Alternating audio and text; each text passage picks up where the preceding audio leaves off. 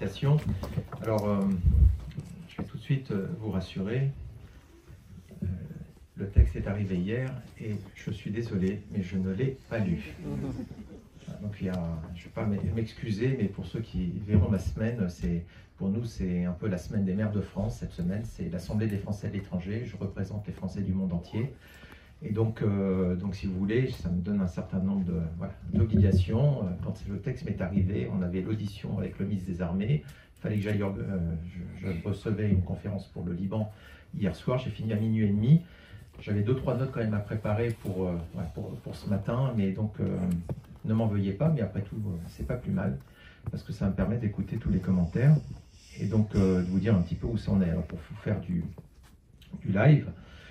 Tout d'abord, je suis vice-président de la Commission des Affaires étrangères, de la Défense et des Forces armées au Sénat, et je m'occupe du programme 129 qui étudie le budget du SGDSN et de l'ANSSI, et ça fait maintenant plus de 7 ans, ça va être mon 8e budget de l'ANSSI, et normalement on doit les recevoir la semaine prochaine. Et donc on va pouvoir là aussi discuter de ce projet. Alors hier matin, j'avais la ministre au téléphone, qui m'annonçait justement, Clara Chapak, que non seulement j'en suis heureux pour elle, m'a confirmé qu'elle attendait un heureux événement, puisque ça a été dit par Sébastien tout à l'heure, donc j'ai pu la féliciter. Et effectivement, elle m'annonçait très heureuse que effectivement, le texte était passé au Conseil des ministres, donc le matin même. Elle me dit normalement le texte, on espère que tout ça sera bouclé pour la fin de l'année. Là, je lui ai dit, écoutez, c'est pas l'information que j'ai, puisque au Sénat, d'après l'information que j'ai, le texte ne passerait en séance qu'au mois de février. Et ça serait quand même le Sénat qui sera en première lecture, ce qui veut dire que ensuite ça passera à l'Assemblée nationale. Vous voyez, on peut imaginer mois de mars, c'est la première lecture. Voilà. Donc ça vous donne une perspective. En tout cas, on a convenu, parce que j'ai commencé à voir passer des textes à droite à gauche, ou des messages qui pourraient dire que ça va peut-être s'appliquer à partir du 17 octobre quand même, parce qu'il y a une date butée. Je vous rappelle qu'on est en France, que la loi française quand même s'applique encore, et que donc tant qu'un texte n'est pas voté par le Parlement, il est difficile de l'appliquer. Voilà. Donc il faut que les choses quand même soient dites, et donc ça permettra tout de suite d'arrêter une confusion, une fake news que je vois commencer à passer. Alors, l'intérêt de ce calendrier, c'est que ça va nous donner le temps d'étudier le texte, d'en parler avec les professionnels, avant de le discuter dans l'hémicycle. Parce que quand même, on ne peut pas dire qu'on a été beaucoup sollicité pour la préparation de ce texte. Et c'est la première chose que m'ont dit les professionnels. On m'a dit Nice 1. Voilà, on n'avait pas été consulté du tout. Alors, Nice 2, c'est pas mieux. Voilà, donc, puisque maintenant on a le texte dans les mains, vous êtes là, et bien ça va être la première, je dirais, le premier échange. Et donc, hier, j'ai dit à la ministre, moi, il y a une question qui se pose. Quand j'ai un texte qui m'arrive, quel objectif pour ce texte? C'est quoi? Qu'est-ce qui va apporter plus de sécurité? Pour quel coût? Voilà. Combien ça va leur coûter? Donc ça, pour moi, c'est la première chose, c'est quel est l'objectif? Parce qu'on me dit, on va faire ça parce que ça va mieux protéger les entreprises. On va y revenir, ça va mieux les protéger. Donc, 1, quel objectif? 2, est-ce que je peux avoir l'étude d'impact de Nice 1? J'aimerais bien. On fait Nice 2. Est-ce que Nice 1 a apporté les bons résultats? C'est conforme à ce qu'on espérait? Et là maintenant Nice 2. Est-ce que je peux avoir l'étude d'impact de Nice 2? Est-ce que je peux auditionner ceux qui ont fait l'étude d'impact de Nice 2? Ça va être ça. Ça va être un enjeu. Parce que moi, c'est ça qui m'intéresse. Parce qu'on fait un texte, on discute d'un texte, mais avant de partir dans le texte, moi, je voudrais bien savoir où est-ce qu'on va arriver. C'est ça Parce que quand je suis avec les entreprises, quand elles sont attaquées, la question, ce que je veux savoir, c'est si je dois faire un texte, est-ce que ça va apporter la réponse? Nice 2, lorsqu'on a fait des discussions préparatoires, et on était avec la CN, et avec Sébastien, on a fait déjà une réunion au Sénat. Et des professionnels ont commencé à exprimer toutes leurs inquiétudes. Et je me rappelle la CPME, ce qu'avait dit la CPME, qui était très inquiet. Ça va impacter 15-20 000 entreprises si on intègre les sous-traitants. Donc on sent bien, c'est de savoir déjà à qui ça va s'appliquer. Mais il y a une chose qui m'a gêné, je l'ai dit hier à la ministre, et qui, moi, sera très difficile à voter. Pour ne pas dire impossible. C'est que je ne peux plus admettre l'idée selon laquelle on ferait une différence entre le public et le privé pour les sanctions. C'est pas possible. On ne peut plus continuer comme ça. On ne peut pas dire le privé, si jamais il a fauté pour une raison ou pour une autre, il a une amende, et le public, non. Ça, c'est pas possible. S'il n'y a pas de sanction, ça ne sert à rien. Il faut se le dire. Donc on n'aura pas de résultat.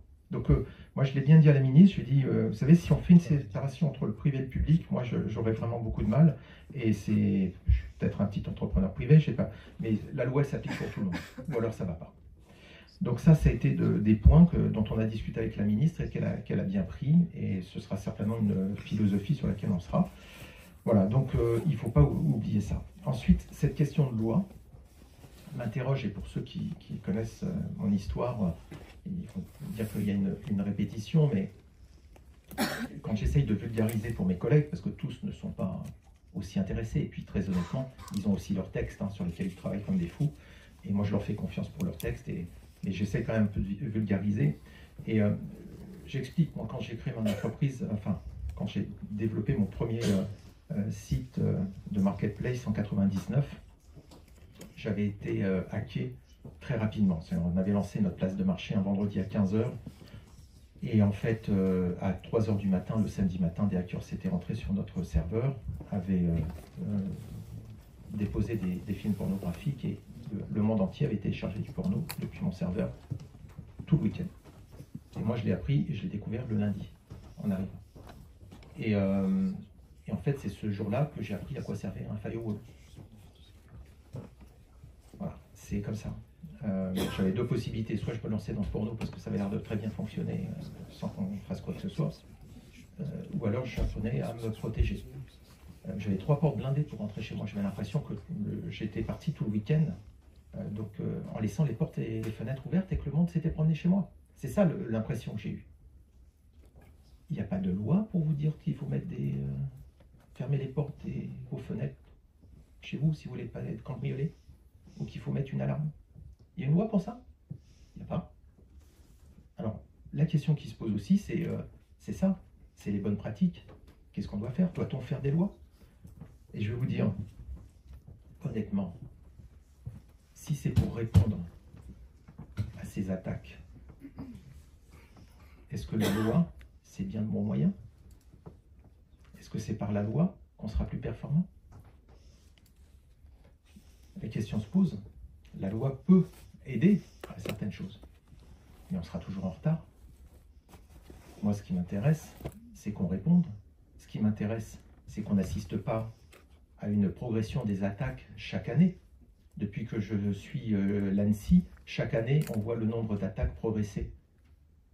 Et j'étais il n'y a pas longtemps à Washington et j'ai essayé de mobiliser les plus grands acteurs de l'industrie pour nous aider à faire changer cette tendance.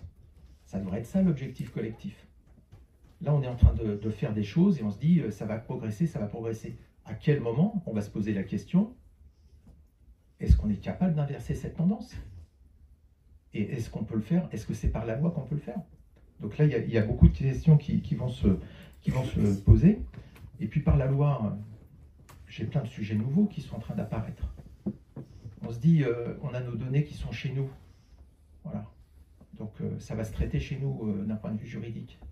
Puis là, la Chine, d'après ce que je comprends, change le texte et dit à partir du moment, peu importe où sont les données, si ça peut s'afficher chez nous, alors on peut agir. Ça va bouleverser beaucoup de choses aussi. Donc ça, il faut qu'on en parle. Donc il y a 10 jours, j'étais chez SpaceX à Los Angeles et ça m'intéressait beaucoup de discuter avec eux de comment ils se protégeaient au niveau cyber. J'ai vu aussi la volonté donc d'avoir un rôle vis-à-vis de leurs partenaires, leurs fournisseurs, en disant si jamais ils sont attaqués, on est là pour les aider. Donc ça aussi, c'est une technique que j'ai vue avec un certain nombre d'entreprises qui veulent que leurs fournisseurs, leurs sous-traitants, si jamais il leur arrive quelque chose au niveau cyber, on ne va pas chercher l'ANSSI, on va se débrouiller entre nous parce que c'est trop important pour nous. Et donc, un peu comment il s'était organisé, ça m'a paru très intéressant et très inspirant. Tout ça pour dire qu'effectivement, tu le sais, Yves, je crois beaucoup à la force d'un système qualité qui soit géré par les professionnels. Et donc, le secteur ISO, je pense que si on était très fort au niveau du cyber, on serait certainement meilleur en réponse plutôt que si on attendait de quelqu'un d'autre des solutions légales. Donc, nous avons une transposition à concrétiser. Alors, il y a quelqu'un qui m'a dit qu'il ne faudra pas faire de surtransposition.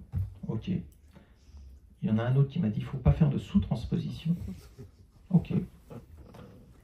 Ben, moi, je pense qu'il va falloir faire une transposition intelligente. Et pour qu'elle soit intelligente, il faut vous associer. Et ça commence aujourd'hui par de l'écoute. Je n'ai pas lu le texte, mais je sais que beaucoup de choses sont renvoyées à des décrets. À des décrets, ça veut dire que le législateur accepte que la loi soit écrite par l'administration. Ça ne nous plaît pas beaucoup quand on est législateur. Donc, pour éviter ces choses-là et pour que les choses soient écrites de façon intelligente, encore une fois, pour moi c'est très important, c'est que ce soit pensé et écrit avec les professionnels, parce que c'est fait pour les professionnels. Merci.